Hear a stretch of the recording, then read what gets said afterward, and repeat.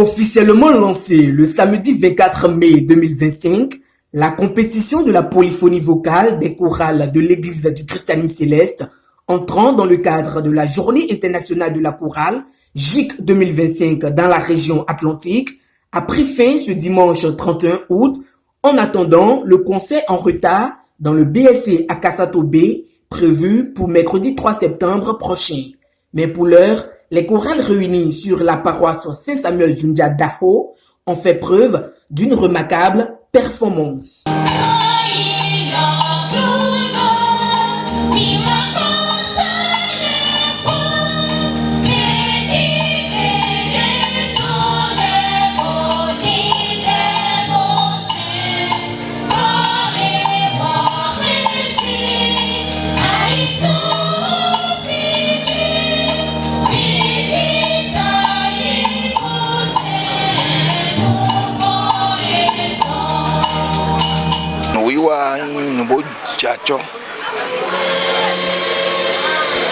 Donc nous avons déjà eu le mieux que le modo choral grand lessin les lions les dagbe na do montemla z agunle chorale ye idée no do agunjio et na zeton bon ha bien les ton dali on a do dio no ki ko agunste no to na do no jacho jilo to rode volame bon ka do gbe nu yemeti to to le do ini kuche do nu dagbe mele mais gon le bo man le do nu dagbe yin ale yo wan de le o do nu wa yo no ton mo je ho to mo khale do nu le vieux yin be nu na ki go me o me ton le on do gbe yeta no me me jalo akun jalo bo wa bon i hoko ma hoko be gbe nu be ku wa yo ina ye do ma to je village nu atin tun nu e awade yo a ton je on to wi ma ton mi le yin gbe do le no donc ndo pa yeta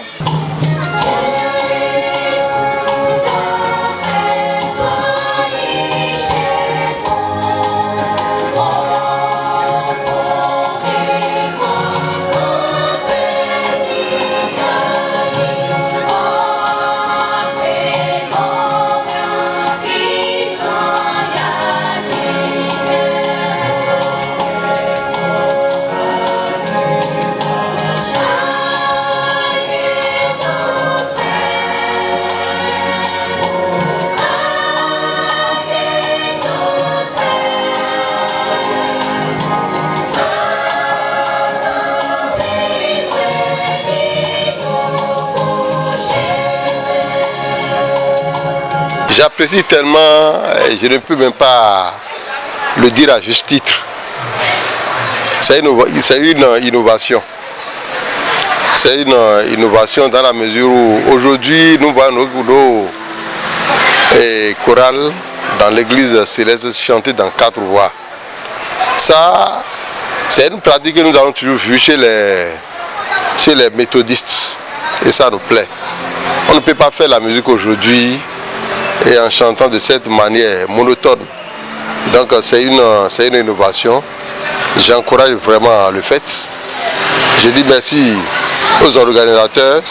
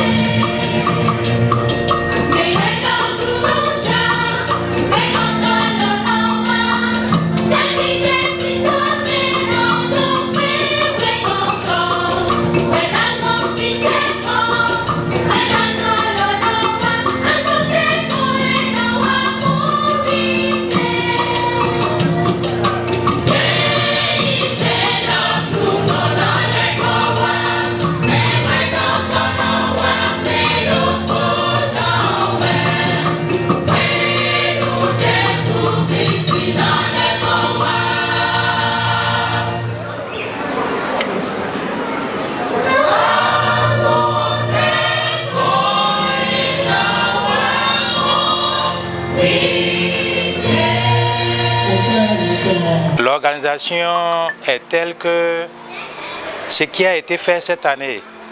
D'abord au niveau vestimentaire, c'est formidable. Vous voyez, tous les choristes ont le même paille. C'est bien, c'est joli à voir. Ça rehausse notre paroisse. Ça rehausse l'église du christianisme céleste et tout entière. Pour la paroisse Don Sacré de Dieu, et leurs prestations, vraiment, on a été émerveillés. Et auparavant, bon, on ne voyait pas une si grande prestation, surtout au niveau de la polyphonie vocale, ce n'était pas cela avant. Donc on a constaté qu'ils ont, les choristes ont évolué, ils ont donné l'engouement, la volonté, et ils ont fait des répétitions et vraiment ça les élève.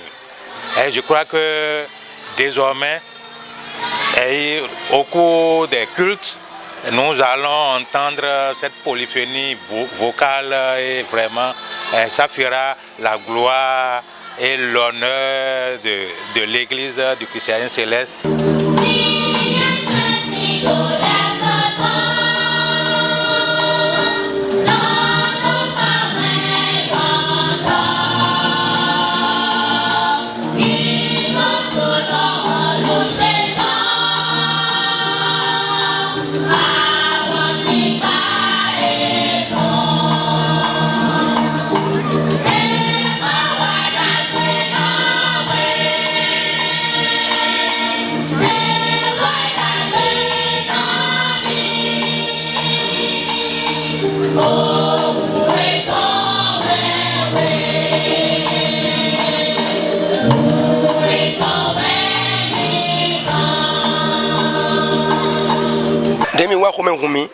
Parce que nous avons gagné les idées. Bon, on a permis quand il y a le complet, bon, beto les kuna oiseau. Moi, donc même quand on a des basés au fond les sont quand il y a mis ton lème. Ne baillez nous d'agbe des souhaits. Bon, et vivinami, bon, demi wa mi moi a dit to quand il y a lème. Bon, nous comptons ton d'accord et me poser un mot tout ping-pong. Vraiment, n'agbe. Et nous également continuer mon bon, quoi au gain dans nos événements quand on d'aille et là yo.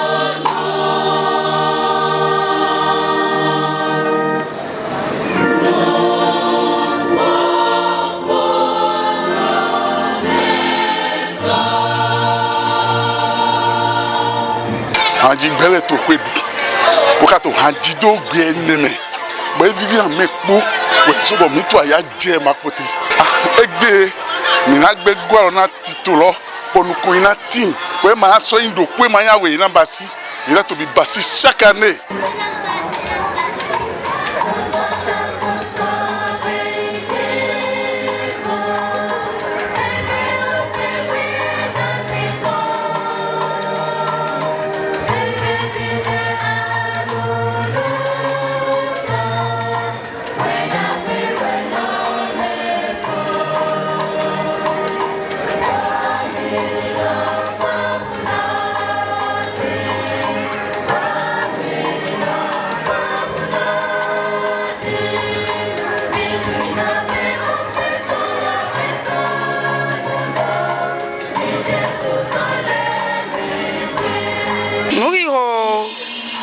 Miton leton de Zedai ndagbewe e vivi bodo yei bo diacho bonyon se gandi surtout tito de so ba ibo se to gbe eneme eyon se tam mi don do tito tole kolal miton Jesu de gbe do jaton de ko nu do gbe eneme di Eyon se tambo vivi na mi. Comme je un tam. Do mayen do ena yido mo. Bondo mawa bo akpon. Men do pena jiko ye we de go alona ye. Bo he ye te mon come. Ina so go alona ye soy.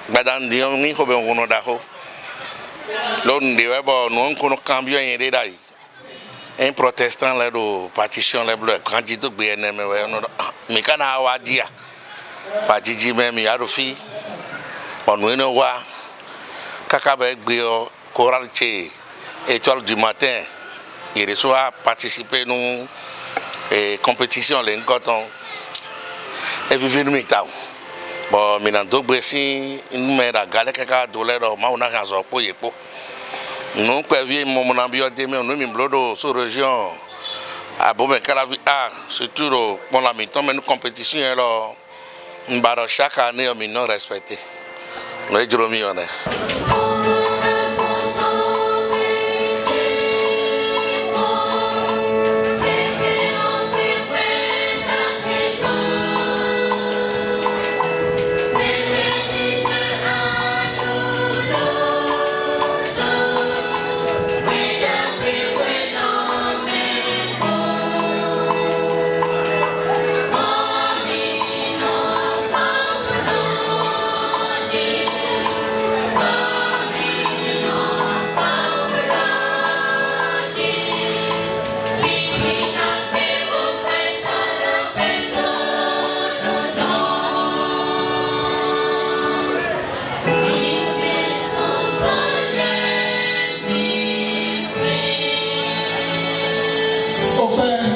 Chaque chorale, avec sa propre identité vocale, a su captiver l'auditoire et transmettre la profondeur spirituelle des textes chantés. Le public, composé de fidèles et de mélomanes avertis, ne s'est pas empêché de vibrer au rythme de chaque cantique, surtout lors des démonstrations de pas cadencés au rythme à Wangbahon.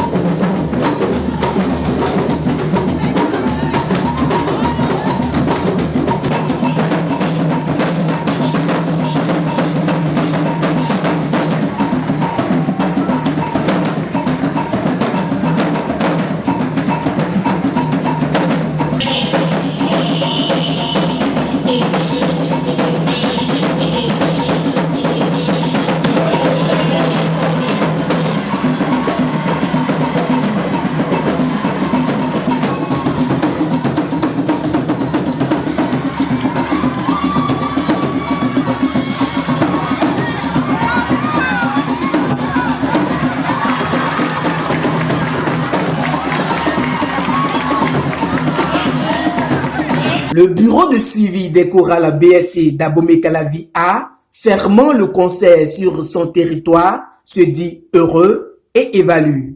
De son côté, le BRSC Atlantique se dit satisfait.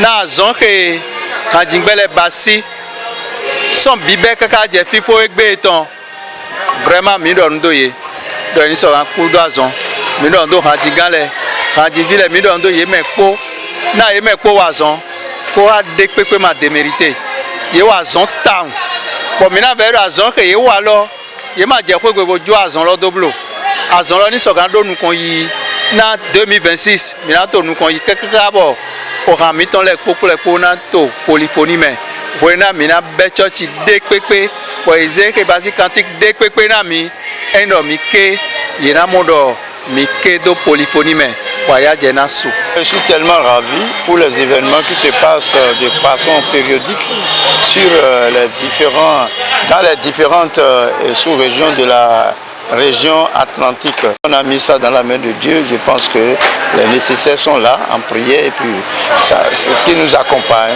en tout lieu et dans l'Atlantique.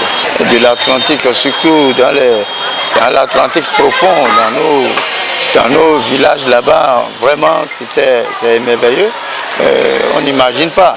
Mais on a vu des chorales émerveillées. Vraiment, ça fait beaucoup enchanter ces efforts déployés par les choristes, les maîtres de chœur, les présidents BSC, les sachants aussi, les jurys. Le concours des morceaux du tome 2 de l'église du Christianisme Céleste est une initiative du bureau régional de suivi des chorales, BRSC, coiffé par le vénérable suprême évangéliste Benoît Ahonlansou. Avec la composition de ce premier coup d'essai, la suite s'écrit déjà en notes, en voix et en engagement. Rendez-vous maintenant le samedi 6 septembre prochain pour la célébration effective de la fête JIC 8e édition.